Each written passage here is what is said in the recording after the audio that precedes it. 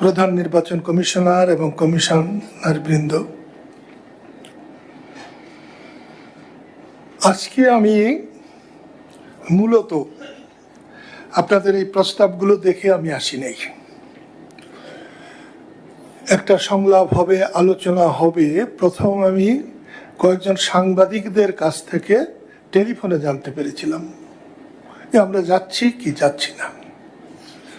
আমার মনে হয়েছিল এটা সরকার ডাকছেন।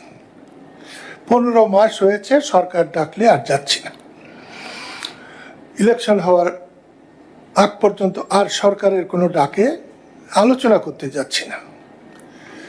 বর্তমান সরকার দেশটাকে একেবারেই বিভক্ত করে ফেলেছে।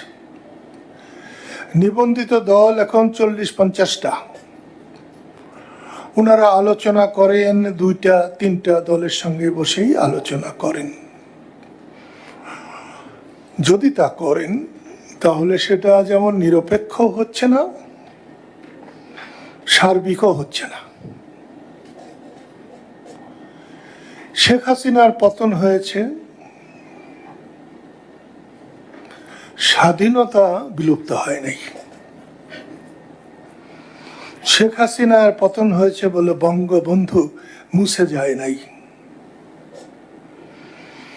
শেখ হাসিনার পতন হয়েছে বলে মুক্তিযুদ্ধ হারিয়ে যায় নাই।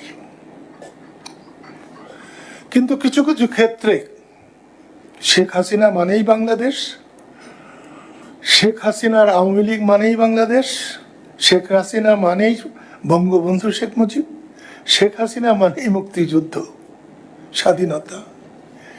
জয় বাংলা বলে যে দেশকে আমরা স্বাধীন করেছি, আপনার জয় বাংলা পছন্দ না হতে পারে,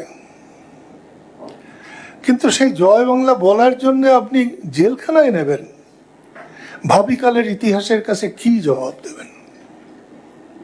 জবাব নাই। আমি সেই জন্য আজকে আপনাদের এই প্রস্তাব কোনো সাহায্যই হয়তো তেমন করতে পারবো না।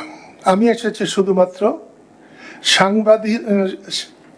সাংবিধানিক একটি প্রতিষ্ঠান, নির্বাচনের ক্ষেত্রে তফসিল ঘোষণার পর সর্বোচ্চ প্রতিষ্ঠান।